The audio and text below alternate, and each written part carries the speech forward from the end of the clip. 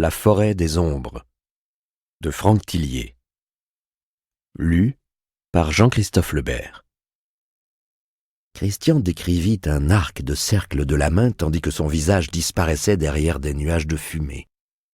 Ce monde pourrait un jour être le vôtre. La lumière, l'éclat. Il suffit juste de sortir du moule et d'oser. Alors soyez raisonnable. Gardez l'enveloppe que monsieur vous a donnée. Il s'agit d'un présent, et... Il plongea sa main dans la poche intérieure de sa veste. Acceptez également celle-ci. Elle contient une avance plus conséquente sur votre rémunération pour ce travail, ainsi que les instructions de monsieur. Tout y est noté de manière détaillée.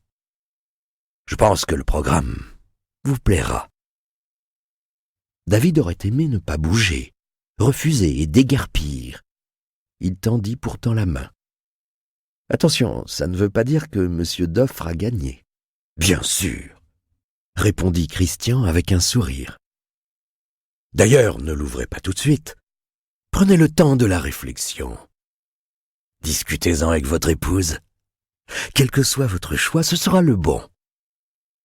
J'aimerais m'entretenir à nouveau avec votre patron. Il loge dans cet hôtel ? » ?»« Non, non, cet hôtel lui appartient, c'est tout. » »« Ah, c'est tout. Vous voulez prendre un verre ?» David déclina poliment l'offre, et Christian le raccompagna jusqu'à l'entrée. Au volant de sa voiture, le jeune homme ne parvenait pas à lâcher du regard l'enveloppe posée sur le siège passager. Il quitta le parking et se gara à peine quelques mètres plus loin, impossible de résister. Il déchira le papier kraft. De l'argent. Une somme énorme. Cette fois, difficile de faire abstraction de l'éventail qu'il tenait entre les mains. 4 mois de salaire, sans avoir écrit une seule ligne. 5 000 €. C'est pas possible. Un rêve, un putain de rêve. Il regarda autour de lui et renfonça rapidement les billets avant de sortir la lettre.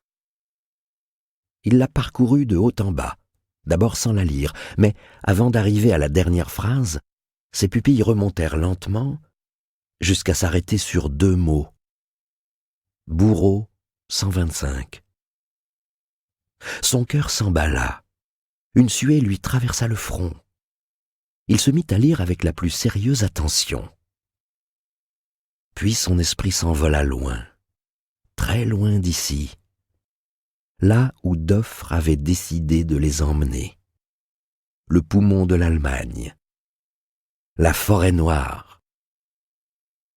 Il dévora à nouveau les consignes, s'autorisa une profonde réflexion. Il lut, relut. Le rêve devenait tangible. Le lieu, le thème, la rémunération. Pas une ombre au tableau, tout lui plaisait. Mais alors, où était le problème ? Aucun. Il n'y en a aucun. Ceci est la réalité. Un type plein aux as te propose de l'argent pour lui écrire un livre. C'est aussi simple que ça. Il devait saisir sa chance, s'offrir la possibilité de respirer et d'écrire. Écrire à n'en plus finir sur un thème génial. Et en plus, gagner sa pitance pour ça. Il ne restait plus qu'à convaincre Cathy. Il passa un coup de fil à la maison, pas de réponse. Sans doute parti à la SPA. Il relut la lettre une dernière fois avant de démarrer. Le bourreau 125. L'arracheur de chair.